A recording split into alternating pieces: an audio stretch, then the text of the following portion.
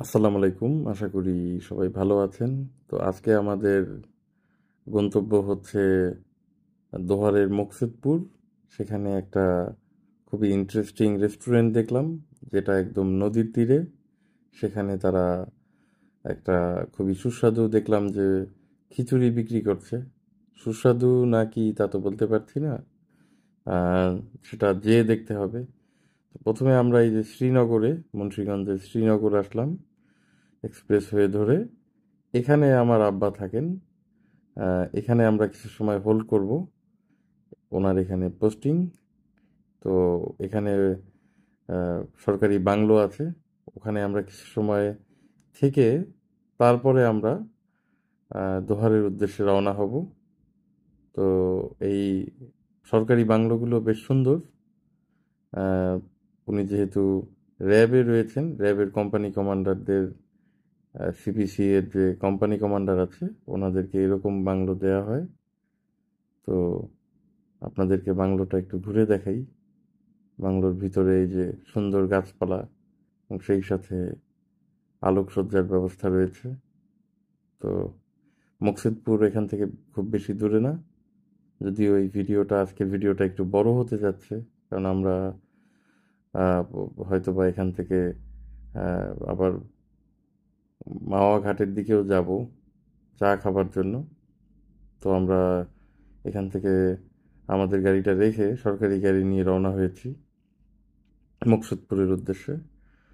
দোহারের যে মুকসুদপুর, সেখানে এই রেস্টুরেন্টটা অবস্থিত, এবং এটার নাম হচ্ছে ডাক বাংলো।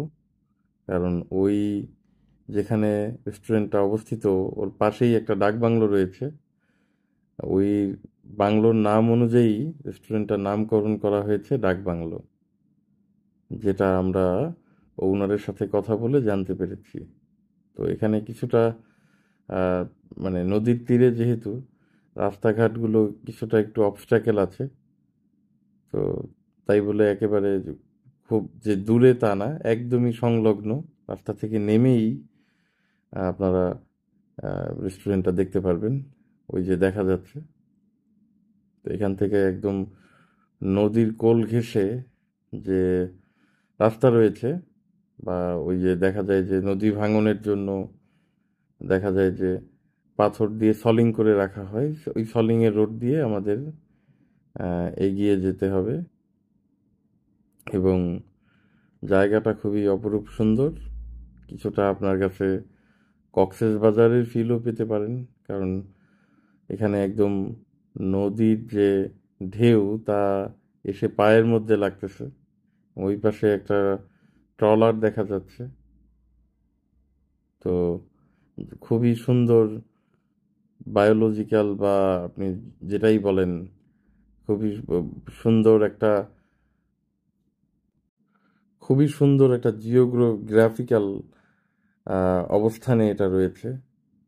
তো এখনকার রেস্টুরেন্ট বা যে কোনো জায়গায়, যেটাই আপনি স্থাপনা বা ব্যবসা যেটাই দেন, জিওগ্রাফিক্যাল স্ট্রাকচারটা কিন্তু অনেক বড় একটা ফ্যাক্ট হয়ে দাঁড়ায়, যে আপনার জিওগ্রাফিক্যালি অবস্থানটা কোথায় করছে।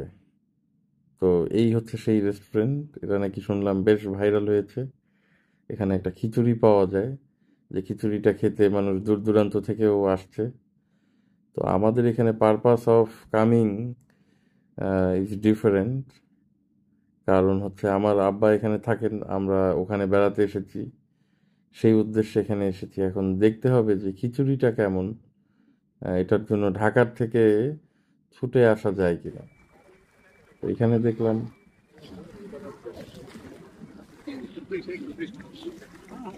পাওয়া গেছে কিছু, চাচা কি পাইছে? কাজলি মাছ।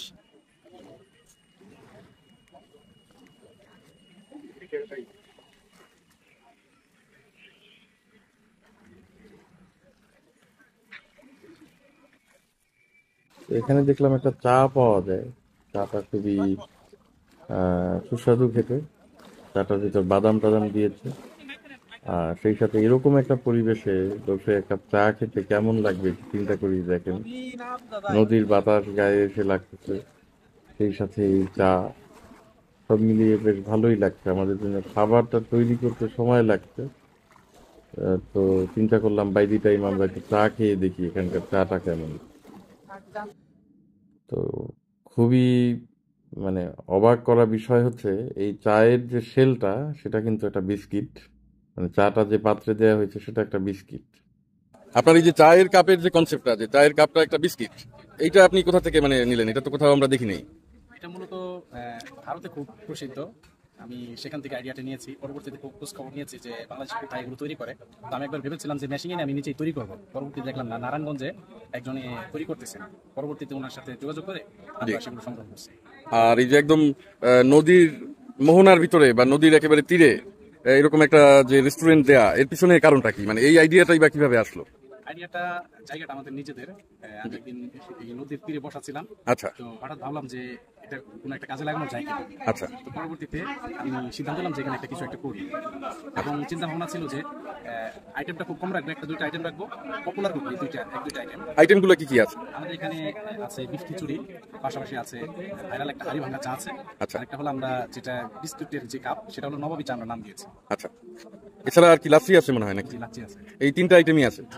আচ্ছা, কেমন সাড়া পাচ্ছেন আপনারা? আলহামদুলিল্লাহ, আমার চিন্তা ভাবনা ছিল যে মানুষজন এই একটা দুইটা আইটেম খাওয়ার জন্য দূর দূরান্ত থেকে আসে। আল্লাহ তাআলা শুকরিয়া, এক দুইটা আইটেম খাওয়ার জন্য দূর দূরান্ত থেকে মানুষ আসে।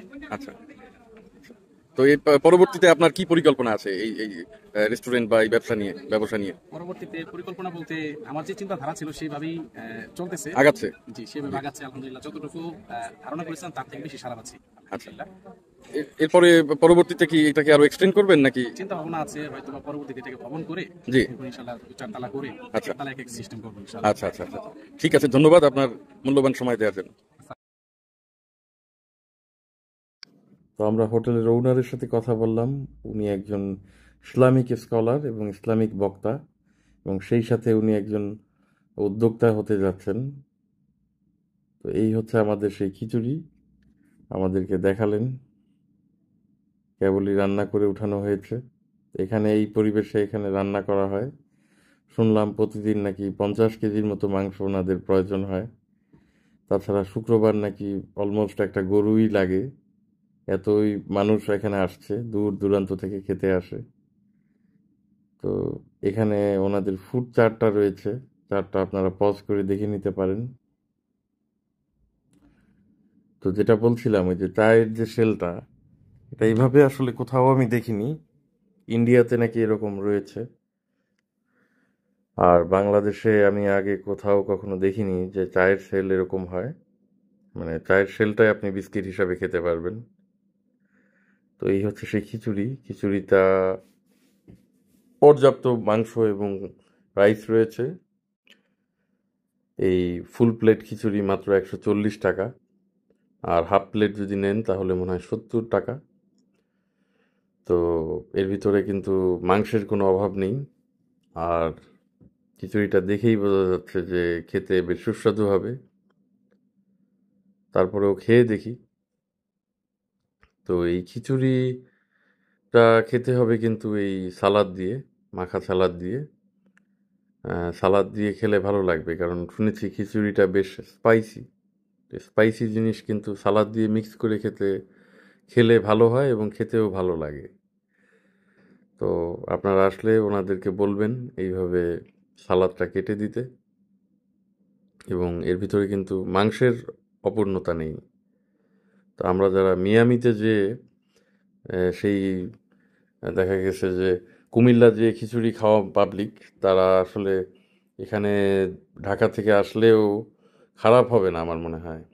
আর আমি যতদূর খেয়ে বুঝতে পারছি যে মাংসটা আলাদা রান্না করা হয়, পরে মাংসের ঝোল দিয়ে মনে হয় খিচুড়িটা রান্না করে, পরে অ্যাট লাস্ট মাংসটা আবার মিশিয়ে দেওয়া হয়। এবং এটাকে আমি রেকমেন্ড করছি, যেহেতু আপনারা সেই মাওয়াঘাট পর্যন্ত সেই চন্দনা ইলিশ, আবার হচ্ছে দেখা গেছে যে চিটাগংয়ের ইলিশ মাছ খেতে চলে আসেন।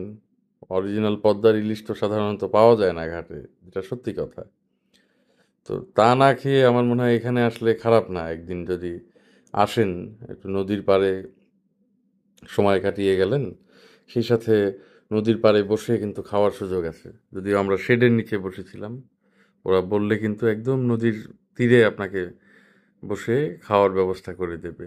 এখানে খেয়ে দিয়ে চাইলে একটু মইনুল ঘাটেও ঘুরে আসলেন। মইনুল ঘাট এখান থেকে কাছে আছে। তাছাড়া আশপাশে অনেক রিসোর্ট আছে। তো আমরা এখন এখান থেকে যাব হচ্ছে মাওয়া ঘাটে। ওখানে আমরা একটু চা খাবো।